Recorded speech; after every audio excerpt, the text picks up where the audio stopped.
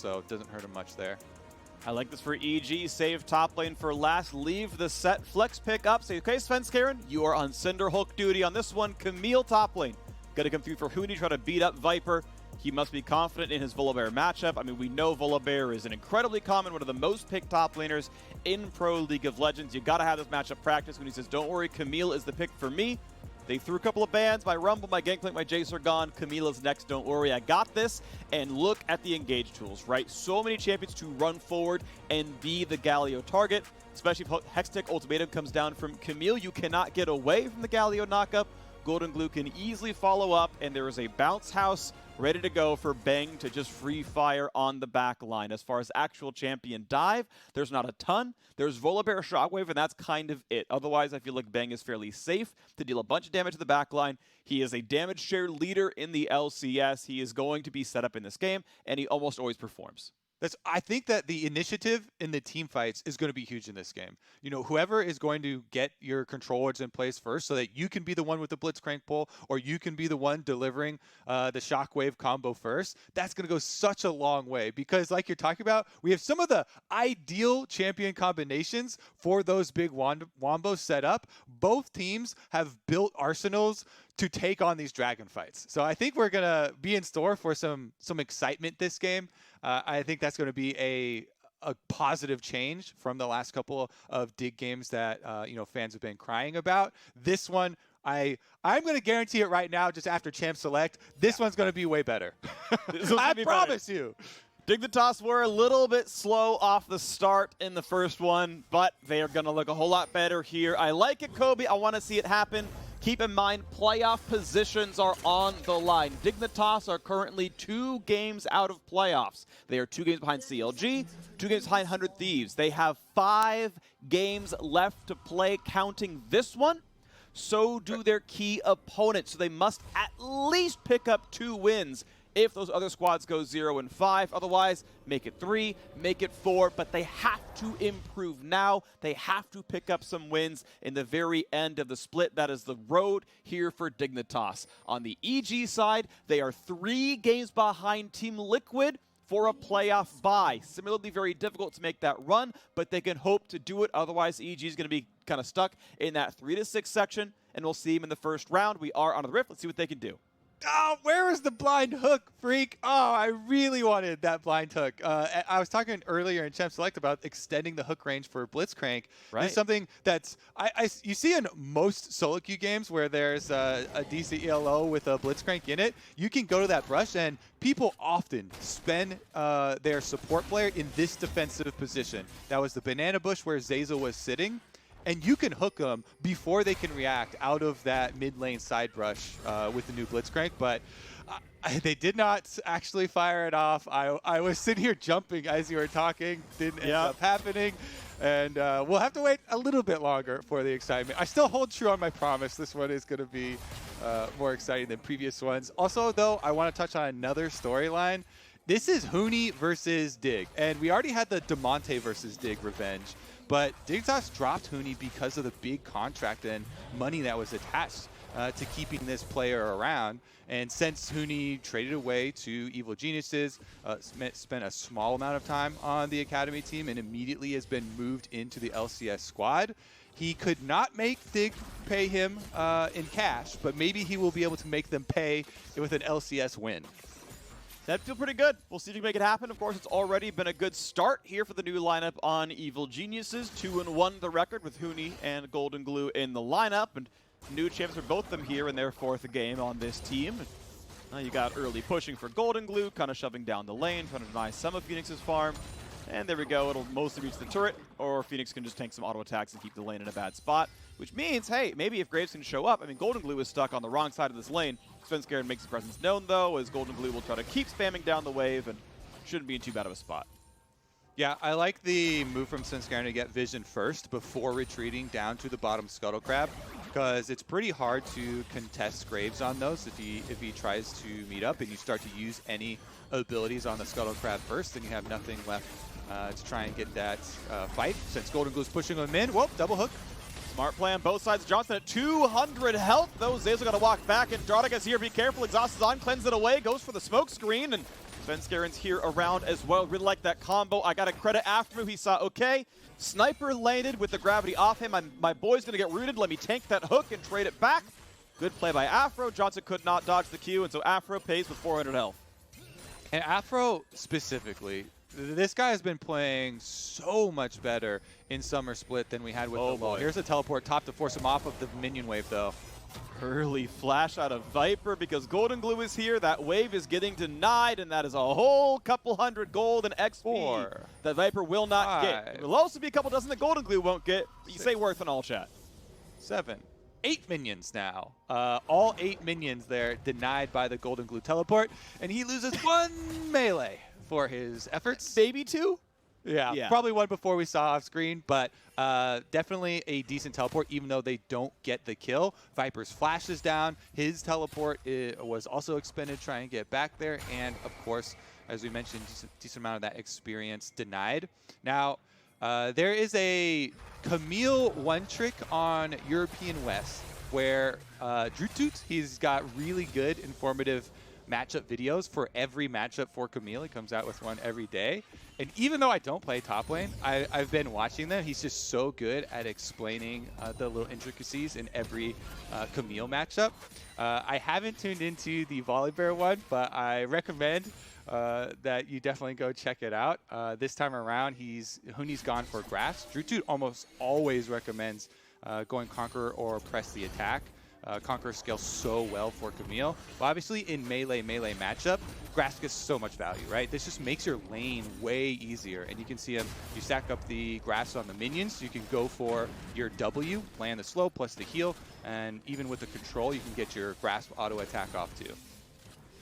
Well, you got some damage onto the bottom side as Dardoch is clearing Krugs, making sure the bot lane's not getting dove anytime soon. But, Kobe, I feel like I got baited a little bit. I'm not trying to sell you out, because obviously you're not a top laner and have to watch it. Be like, man, there's all these matchup videos, and so this guy has one for every matchup, and I didn't watch the Volibear one. I've watched 4 of them. Okay. Oh, wait for this. This is some decent damage. Fenix is going to burn the cleanse away. Svenskeren's going to be here, pulls him right back in. When's the jump going to come? Not just yet. Svenskeren gets a lot of damage in. Cannot quite land the true damage part of the punch as Fenix walks away with 200 health left. But an easy fight in the mid lane, puts a health bar lead onto EG. Yeah, I watched 4 of them just because, I was curious, and I always like getting the, high-rated challenger insights. But the Volibear one, I don't know if it was there or if it was super far down. Okay. But they all have their little even, ways to trade on it and stuff like that. The Ornn one was pretty informative as well. Definitely recommend checking him out. But again, Dragon picked up here for Svenskeren. Actually, are they going to do anything about it? That controller inside the pit. No, they finished their recall, so it is going to be EG Dragon, no problem. Yeah, he pulls it really far left because he has no vision over the bot lane. He's like, hey, yeah, Bang's like, I'm under turret. Zeyzal's like, I can come over, but we have no idea what Ashe and Blitz are doing. So he's like, okay, I'm going to give myself a lot of space to get away. All right, cool. We see Orianna under turret. All right, we're good. We get this one. Nicely played right there. That can be difficult sometimes, right? When you're like, okay, we don't have bot control right now. This could be tough. And nah, they had to grab their items. He's going to be just fine with that one. So EG, small gold deficit off the fact that mid lane is winning in farm. Good job, Fenix, there for this one. But otherwise, you got to say, Drake control's going to feel good. Dardoch keeping up just fine against Svenskeren. Actually, first level 6. Grabs his smite, takes down all of that. He's going to feel really good about the chickens being his. And with Viper on the move, might get a red buff steal as well. He's definitely going to get it. I mean, Fenix has control over mid too. Push Goldenglue under the tower, so good push here. Again, another instance of laners determining counter jungling. Goldenglue trying to collapse though. Oh, Huni can make this one happen. Finds the stun, finds the ult, deliver over the top, and hook right back in. When does the combo come in? 3-man top means first blood for Goldenglue. And now Dardoch forced to run away, but he's got to be careful. Has flash, but no ult. Is there going to be a re-engage? Flashes when he thought a hook might come down, or a flay at least. And he's going to get himself right back over the wall. But Huni still wants in, finds the first stun. Is there more? The flash for the taunt, and the hook to make it sure. Svenskeren steals the kill. That felt a little aggressive, but say, this is EG getting 2 quick kills. Yeah, I mean, he's getting payback for them stealing away his jungle freak. He needed that to get to level 6. Very obviously. Definitely fair. Bang gets hooked in. He's going to have toast. He chooses to not burn the flash as Afro could have flash followed. And he's going to go ahead and drop down for that one, keeping most of his summoners alive. Another trade now on the top-hand side as Huni and Viper are going back and forth. Zeyzal wants the hook. Surprise! Support's here! And a Galio over the top. Goldenglue gets the second kill. Oh my goodness, when it rains, it pours, Freak. Everybody getting chased down for the extra kills. EG cleaning up off of that invade from Dignitas, and they're also going to be able to get the Rift Herald. This should be a whole tower taken. Ideal scenario to drop a Rift Herald. You just take off the first 2 plates during the channel time, you auto attack down the 3rd plate, and then Shelly very cleanly finishes off the last 2, which have the most armor and magic resistance. Chef's kiss right there. 100% the tower. First turret bonus. So Kobe, did you know the minimum damage a Rift Herald charge can do is exactly 2,000? The max it can do is 2,750. So, and what's nice is turret plates are in very clean 1,000 hit point chunks. So it's very obvious that yes, you will get exactly 2 plates off of a very early game Rift Herald, and you will never get 3 off of 1. So it's somewhere between those 2. So do the math, deal the damage, and it deals true damage, which means it ignores all the bonus armor MR that turret plates get as they fall. So yes, that is perfect play. Chop them down and get it down to 2K for the charge, and there you go. Easily done. And man, top lane's a 1v4 for Viper. All right, Goldenglue showed up twice, Svenskeren showed up, Huni showed up, the Rift Herald showed up. Viper's gotten no help. Feels bad, but this is what he's got. Well, he's going to be such a detriment now in this game because Huni, with rushing the Tiamat first, for Camille, you get insane push on the wave, and you get to play to her strengths, roaming around the rest of the map, looking for these hook shot picks for the rest of the team into Galio ultimates. When you have Galio Camille, it just turns Camille from this possible split push, side laning, guy that really wants to get the Trinity Force power spike into kind of God mode. You cannot contest anywhere you see Camille walking, knowing that Galio will be able to back up the ultimate. And there's just such good synergy between those two. Anybody caught out away from towers, transitioning between lanes is going to be very fearful of getting locked up with that. And if you just look at the composition here for EG, that provides a pretty easy route now for Bang to just continue farming up on that bottom side. Even though he died earlier in the 2v1 with the good hook from aphromoo over the wall, he didn't lose out on CS because he started pushing in, and they just got the wave ping pong back. Meanwhile, Huni doing his best to dodge vision. Every time there's a ward, he's like, okay, I will sit in the back. I will make them not see me. Here we go. Is there a fight to be had? Yes, there is. Let me get on over there. You've got the double stun. Here comes the hook shot. Here comes the fight. Right into the dunk, and Dardoch will find a single kill, but it should be traded back. Huni's there. Stun's going to land into him, but now Goldenglue is here. Looks for the shockwave, which is big. Viper has shown up as well, and Huni's on the run. Can he get away? Just barely built some space as Bang shows up for 1 kill as well. Huni should not live. The turret shot will be enough. Fenix gets kill credit out of that one. End of the day, that fight is 2 for 2. The TP matches Huni's roam. Yeah, I thought he was going to turn around with the hook shot. You use it backwards into the other three members of EG, try and at least set up a stun on somebody for those 3 members to maybe get some damage back. There's pretty much no way to get through those double towers without taking 1 tower shot, because the ranges do kind of overlap there in the middle. Bang still will be able to get some turret play money for himself. Just tags it real quick and allows the minions to finish it off before transitioning into Dragon number 2 for Svenskeren and Zeyzal. I don't know if aphromoo and Dardoch can get there. Looks like it's going to get burned down just in time. Ben could be hooked. He's on the wrong side, has to flash away. He will live for this one, but that was maybe a little bit much. Regardless, he's blind. The smite's going to come through for the scuttle. Dardoch picks that one up. Svenskeren has to burn his flash, but hey, at the end of the day, still 2 drakes to 0. We promised action, Freak. We promised more excitement in this game, and they delivered. Definitely a very valuable invade here. Let's take another look at it. So the big difference is that they don't have Galio ultimate ready. The cooldown is not there. Even though that we're talking about this combination, if they had the cooldown, it would be an overwhelming victory, but they do not. So aphromoo Dardoch, they get the first kill, burst him down. On the bottom side, you can see Bang and Zeyzal take Johnsun completely out of it. Zeyzal with a really nice hook in there, plus the exhaust goes down to land the slow and the extra kill. And here I'm like, that's why I thought Huni, maybe he turns around. He actually hook shots back towards Viper or towards aphromoo, but to set up a stun for another death sentence from Zeyzal, but he tried to sneak his way through the 2 turrets and does not live to tell about it. Doesn't quite get through, but still a valiant effort all the same. And look, the gold is still 2.2 thousand in the favor of Evil Geniuses. You expect them to win based on their record. You expected them to win based on the quality of their recent play. And they are so far in pretty decided control over this one as we crest 13.5 minutes in. Turret plates will fall soon. And Yeah, we'll see the mid game be a solid EG favor here. So, Freak, I got an update for you because you were disappointed in me, and I do not like when Freak is disappointed in me. Okay. I went to Drutut's channel to look up his Volibear one. And like I was talking about, all the other ones I watched, super informative. There are these in-depth details. These are the runes. This is how you trade. This is what you level every single level. This is what you do if he goes for this purchase. His Volibear one just shows him dying to Volibear. It's a 20-second video, and then he bans it. So... Wait, coming from the challenger Camille one trick, he says just ban the matchup.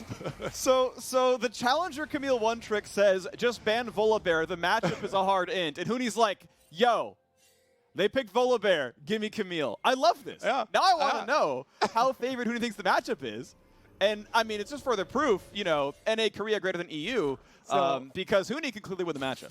Yeah. So let me also reiterate, like, Drutu, he also always loves Yellow Tree. He loves going Conquer. He goes going Press the Attack. And Huni did make the little change here to go Grass, which is very good for making lanes better versus melee matchup, obviously with the extra health, with the sustain and stuff.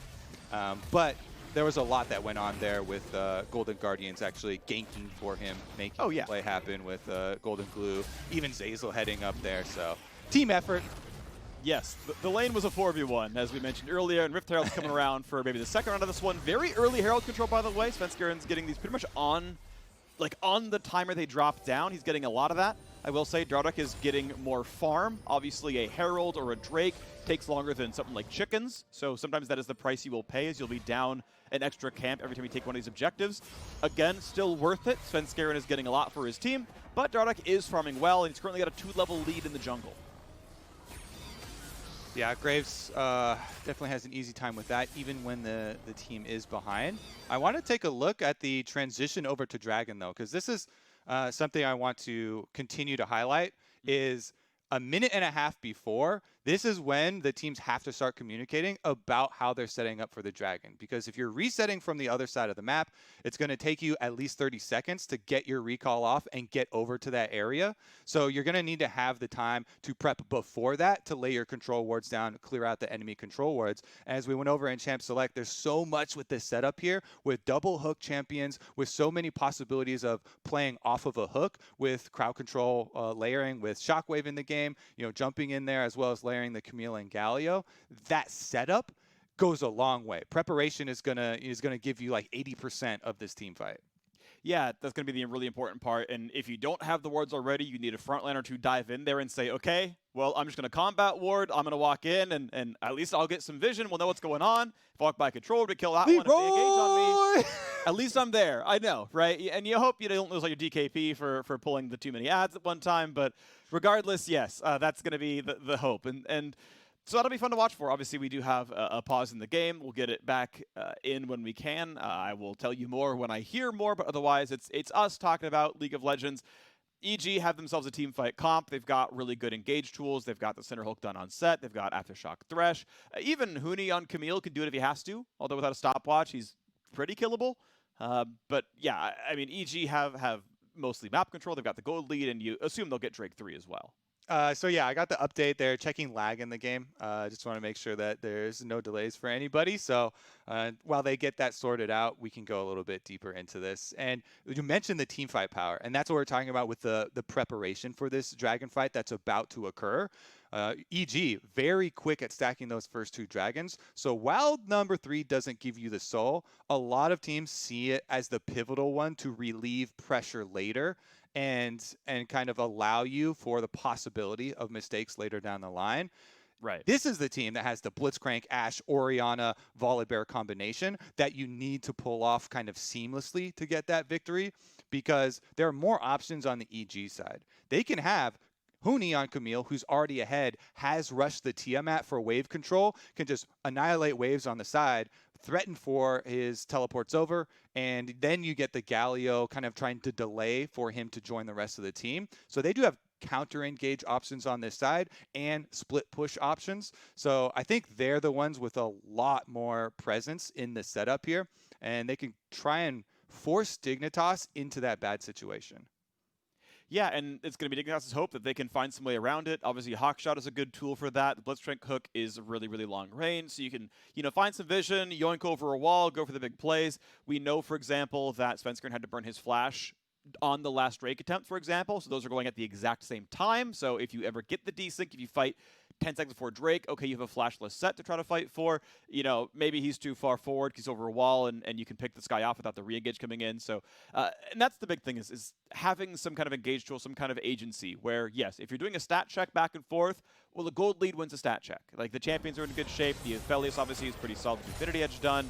A raw stat check is not going to be easy, but if you find the picks, if you can find the individual plays, that's how you get back in. So, Dignitas, can you find a good play? Yep, and it's gold spent that gives you the actual advantage. So the back timings are a super important mini objective too. I kind of like, talk about minion waves and back timings to go get your purchases off and your item completions as mini objectives. I think is also really cool. You see right here, Trinity Force that we were talking earlier about for Camille. Huni is spiking so hard right now. This is the perfect time. Level 11 plus Trinity Force Tiamat. Has his free boots that have come in as well. This is just such a big jump up in power. And you look across the board. What is his equal here? Volibear with the makings of a Sunfire? That is going to pale in comparison. But there you go, Freak. It's a hook onto a Sett with Fog of War. At the exact right time, he will be dead when the Drake spawns. The box has been burned as well. Bang's got to be careful. He's been slowed. Has to flash the shockwave. Oh, what a sidestep. He flashes, he dodges, he gets away. He trades 1-for-1, but at the end of the day, you will take this. It is 4 versus 3 on the map. With the jungler and AD carry dead, Dignitas got the fight they wanted to take this Drake. Somebody clipped that one. Oh my goodness. aphromoo gets it out of the bush, and they're going to get the play that they need to deny third dragon. As they said during the pause, though, EG holding more options. Since they still have the split push option, they keep Huni there. He's teleporting behind enemy lines right now. He's going to look for Johnsun. He took the tower, and now he's going to look to take the AD carry life. You are flashless. That is a Camille. You have been slowed. This is going to be a solo kill, and you are dead. Not a lot you can do when your summoners are gone and TP is burned. So how about a re-engage? How about Svenskeren wants some revenge as the hook comes in and nearly lands onto his prey? But at least it means the bottom jungle, for now, belongs to EG. And since they already have Rift Herald number 2 in the hands of Svenskeren, they can just destroy this entire tower here. Huni, if you get off 2 autos here with the Trinity Force of Camille, it gets it within kill range for Shelly. She's not going to be dropped though, so I guess they don't care about pushing with it right now. You always are going to have even better split push options as the game goes on. Camille scales really, really well. Even though Huni just hit his biggest power spike, he's going to retain that advantage against literally anyone in the 1v1 on the side lane. As mid lane is pushed down, a single auto attack will kill it. Goldenglue, make sure you're in range. He's in range, gets the local gold, 300 onto him. He's going to feel comfortable there. I do want to give some credit real quick to Goldenglue going for a flat pen build. No one has any MR. Let's watch that fight again, though. As you said, yoink! Gets him right into the brush. aphromoo finds the pick. Then he exhausts. Bang does cleanse it off, and they kite around for the Thresh ultimate to dissipate. Fenix coming down, then gets Bang's flash. This is the sidestep you're talking about. He was also slowed by the Bork active there, and he still gets it off, and then turns around for the return kill. So as doomed as an Aphelios is in that situation, Bang played it really well just to get that counter kill and get more cooldowns out of the opponents. Still was definitely a big play for Dig, and of course they denied a critical third Drake. EG still pushing ahead though, and now with all these extra side lane turrets going down, they have so much room to get their deep vision in, steal away the enemy blue. Goldenglue so happy right now. With the Galio ultimate available, he can just traverse through the fog of war, hovering between these lanes, and adding that much more threat to Huni's engage. Just in time. Herald Small charges victory. Stopped. Good job by Viper. Bang slightly overstaying in the bottom lane did help get him killed. Nice hook by Aphro, but it's not going to be quite where Svenskeren was, and not going to be a kill. Goes for the smite and says, nah, there's not really a fight just yet. Galio's out of range. Can't find the poke. And that's the important part as Johnsun grabs the red and heads down towards the bottom side. Arrow can be used when needed as the push keeps going in. Svenskeren gonna look for a dunk, maybe. Gonna pull in, there's the ulti, gonna find the slow onto Dardoch. Still no Galio over the top. Flashes didn't need to, we didn't know that at the time. Flash dodge the hook, now Viper is here. A big stun to the front line, gonna hit Svenskeren. Galio over the top. Not going to be any CC though. Fenix grabs that kill on a Svenskeren. Re-engages are going to be enough. Flash forward for Goldenglue. Taunts only one. Has to burn the Zonias. Now the re-engage towards Johnsun. Can't kill him either. A shutdown. Traded back though. Huni back in. Finds a second kill and it's suddenly a 3-on-3 again. But Huni's running out of health. And another kill is picked up there. A 3-kill for Dignitas. They're winning these team fights down in gold. Freak, you ever, recommended a movie or TV show to your friends and then they watch it and they're just like, what? That's not what you talked up. The Galio ult used defensively on the full tank jungle Sett, who still has a Haymaker shield for himself, instead of on Camille, who jumps into the back of the team, locks people in for the big AoE. Turns out to be kind of a splat here for EG, as they had some good options to go with, but are unable to make the combination work. Here's another look at it. Svenskeren gets a good dunk, get him placed there with aphromoo and Dardoch. They dodge away the spear. They're trying to kite out for the Volibear teleport that comes in. And then Arrow goes on him. Okay, so he did use the Haymaker already, and he goes down anyways with the Galio coming in, but then they're forced to fight front to back here instead of having a really good knock up onto the back line. And Dignitas make another pull. Then Huni trying to chase here. Does get chunked down by Fenix to finish that one off, and Dignitas, in a losing kind of chase right there, are able to come out with the extra kills for themselves. So nicely played by them to kite it out. Yeah, pretty solid damage profile across the board. Dardoch obviously a pretty meaningful contribution there himself on a Graves that, as we've been mentioning, farming pretty well, keeping up, doing just fine. Level 13, still a 3-level lead over Svenskeren. Sure, different champions have different roles. Graves is supposed to be more of a selfish champ, don't get me wrong, but his mid-game impact almost assuredly going to be a lot bigger now, as there's plenty of frontline. He can just play DPS and it's going to work pretty well. Ward gets dropped, good jukes by EG. And now we'll see as we get into Dragon number 4. This could have been Cloud Soul if EG had fought that Dragon fight more cleanly. But now we see Dignitas trying to walk in and make this one happen. Ward control for EG not going to matter as Huni is down to 1100 health and has to take the recall. Will have 700 teleport. Svenskeren Hex flashes over, can't find a fight. Huni goes back down to the side. EG want to fight for it now.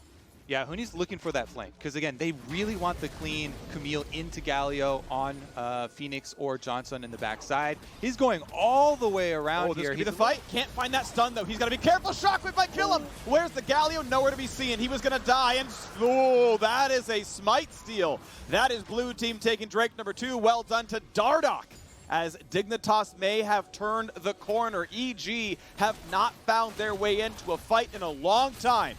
Dignitas will get their first turret of the game. Everything's coming up, Dignitas here, Freak.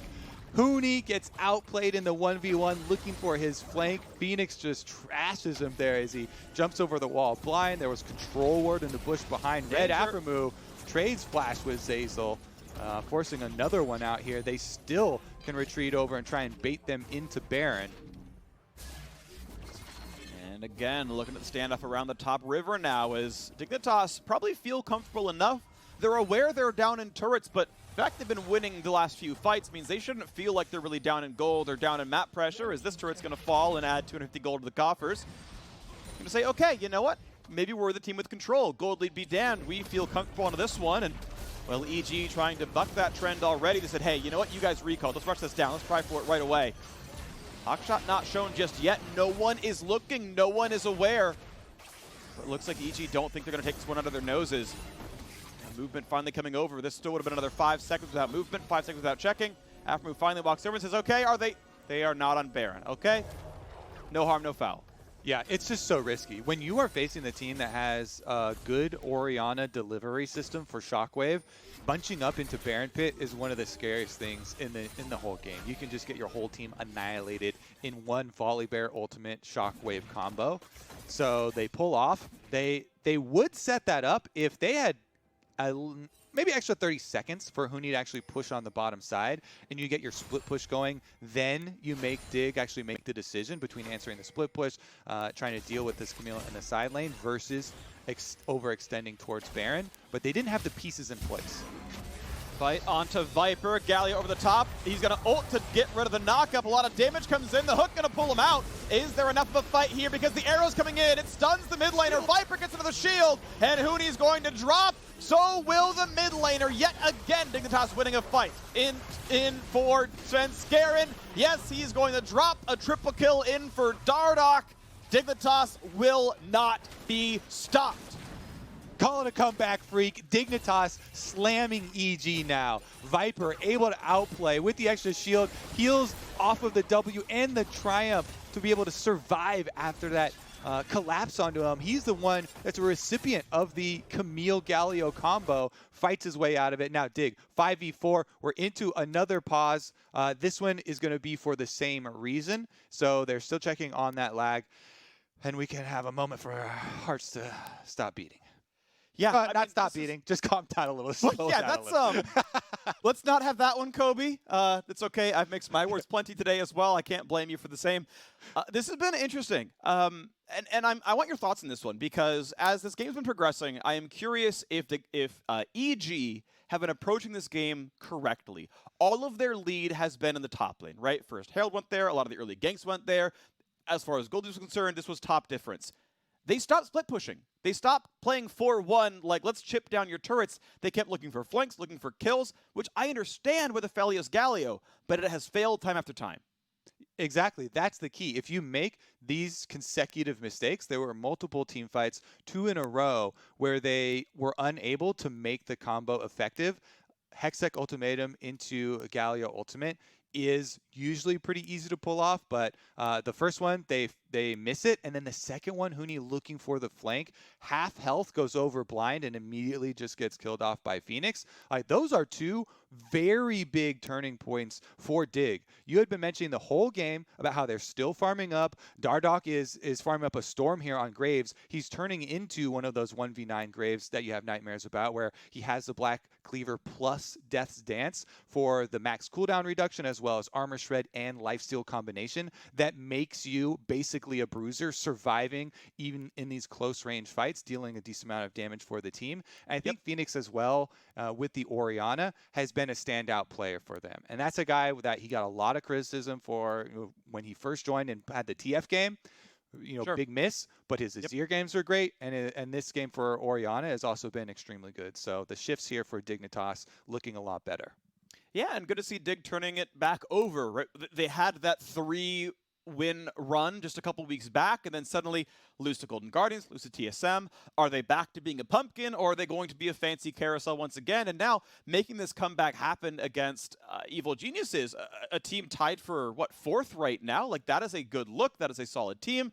This is a high-quality win and one that you need, again, very desperately. To recap what we said very early on, Dignitas are 2 games out of playoffs. They don't have control of their own fate because of CLG and 100 Thieves just kind of keep them at arm's reach. Dignitas can't make it back up. They have to at least go +2. This is the first one they need to do it. They look like they have turned the corner. They've got, obviously, a front line. The ease of execution clearly is there with Volibear just ulting in, stacking a bunch of armor. He's going to feel really good.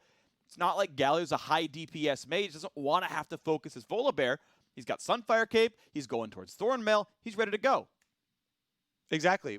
When we look at the Galio success cases where we're like, oh my God, this champion is just so OP, it's things like Cloud9 and 100 Thieves that consistently keep using it as those combinations with their aggressive jungler, basically on cooldown, looking for those plays, forcing them where you get to have the jump in, get to have that knock up, and then you get the objectives. But with Dignitas putting a stop to this plan for EG, the game gets so much more exciting, Freak.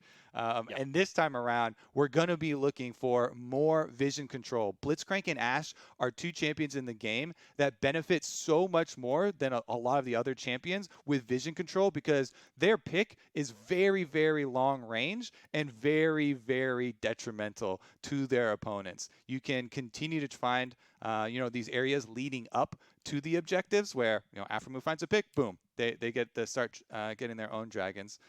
Next, we're going to turn our eyes towards the Baron, and this is feeling like it's going to be the game-breaking pivot point. Yeah, it feels like it. Dignitas have tied up the dragon score. They've got turrets ready to kill across the map. They've only taken two outers, so there's another lane to knock down easily. I'm expecting 3,000 to 4,000 gold off a Baron power play if they secure the objective. Obviously, with the recent kills, that's going to feel pretty comfortable, but there's, of course, a fight to be had once we do unpause. And that's where it's going to turn. It's like, hey, okay, EG, have you figured out what you need to do? Because you don't have a tanky front line. Your Sett is 3 levels behind the Graves. He's at, Cinderhulk plus Deadman's Plate. Like, a 2-item tank without Aftershock is not that tanky, all things considered, realistically, right?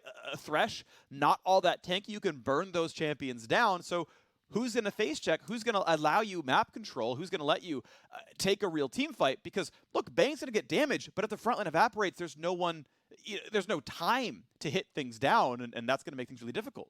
Right. They're going to have to excel in split push right now. EG, a lot of their advantages have been whittled away in the last 5 minutes of this game. So they need to put more effort into Huni actually performing in these side lane pressure points. They just tried and pick off Volibear, one of the tankier members, and it was very close. But Viper did get the outplay and delay enough time for the team to get there. We are back into live, and we are back into that Baron we've been hyping up.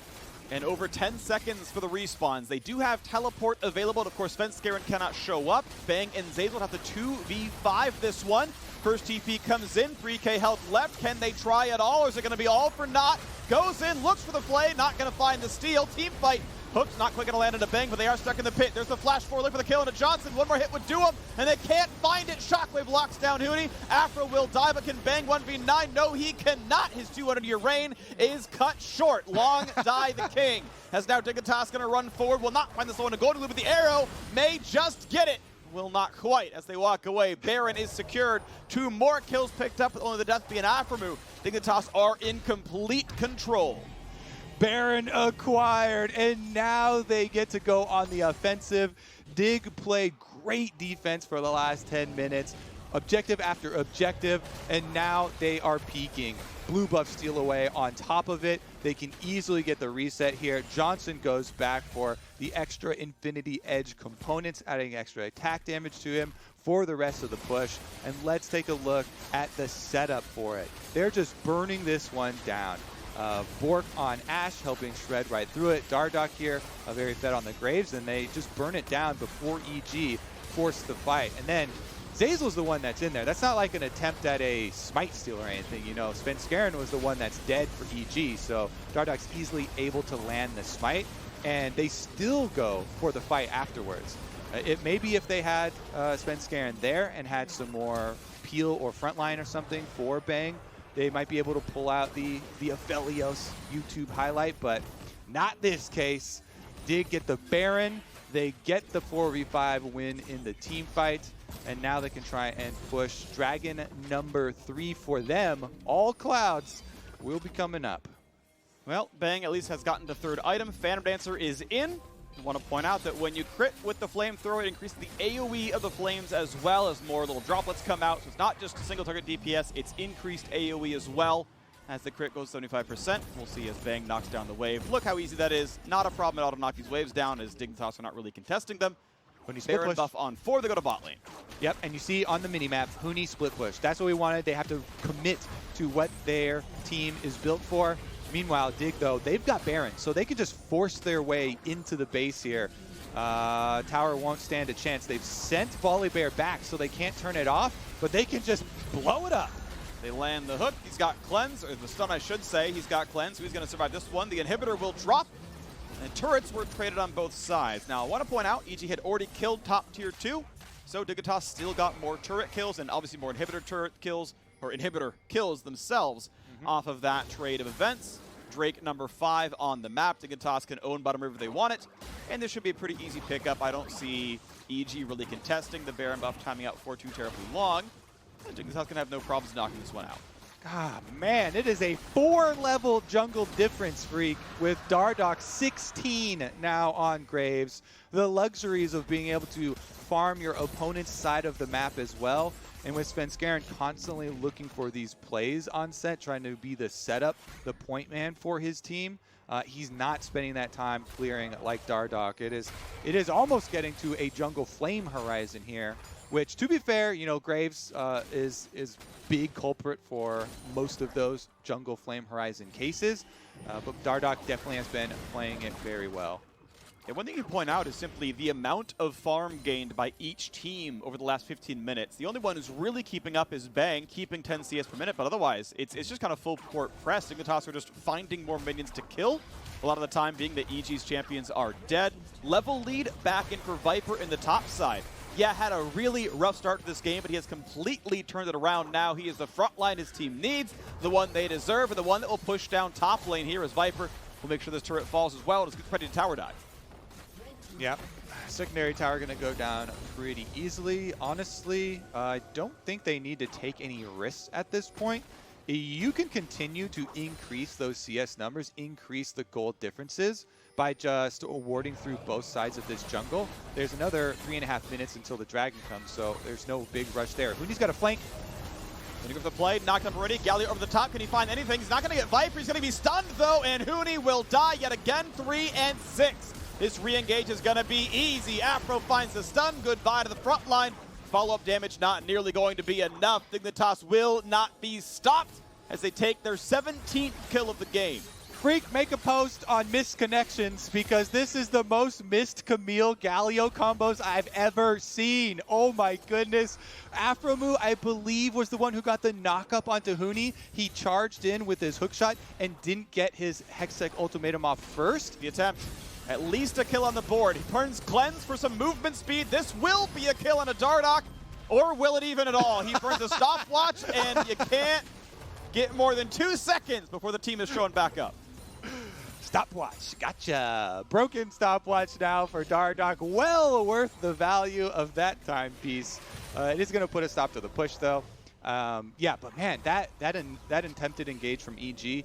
Yes, they are feeling pressured. They know they need to try and make one of these, you know, combinations happen, one of those flanks happen. But maybe we'll get the replay. There was a knock-up, at least I saw, that's interrupted Huni attempted combination there. And so Galio ultimate actually came down before the Hextech ultimatum because Huni was in danger of getting 100% to zeroed. And then he ults afterwards, and they don't trap anyone inside. So Dig get to kite out the stun zone and are able to turn it around once again. With that victory, I mean, it's turning into a bit of a landslide. Baron number 2 now will be started out, and you see the Fog of War toggle from observers. Thank you very much. This shows how scary it is for EG to poke around, worrying about the Blitzcrank hooks, worrying about the Ashe arrow. Oh, Svenskeren targeted again, pulls them in, has a shield, maybe not gonna matter. Johnsun is slaying him for another kill. And poor Svenskeren, level 12, just not tanky enough. CC'd full of the dead. Well, here's the attempt. You have to try at least now. 4v5 at Baron. Maybe this is the one. Maybe this is the miracle play. Maybe this is how EG finds the win. But not now. It is going to be never. Into the middle he goes. Huni tries to find the lockdown. Here's the rest of the squad. They're going to get a bit of a knock-up. They get a bit of damage. Shockwave on a 2. aphromoo staying alive. Bang cannot land the auto attacks. Easy double kill for Fenix. And Zeyzal is not going to live for much longer. A flash away for Bang. Dardoch wants in. Ults backwards for the movement. And Bang tries to kite him out. Gets blinded, gets auto-attacked, gets a shield, keep running, Bang, you're trying to get away, but Dardoch has a 2-level lead on you, and you cannot kite him long enough. Keeps jumping forward, pops the shield, goes in with Fenix and a rampage for the mid laner. That is a delayed ace. Suddenly a jungler's back alive, but you are not going to defend this base. Dignitas will do it in 34 minutes. They will find their 4th win to close out week number 7. Evil Geniuses fall to 7-7 as an ace comes through for real this time. The turrets fall and Dignitas are victorious. Maybe. Complete with the inhibitor respawn, Freak baited, but also the Nexus will still be outdated. No respawns will come in enough, only 2 of them up, and Freak, the Nexus! Long have we waited, Galio reactivated, Johnsun double kill on the plate, EG fans baited, Dignitas take down the Nexus.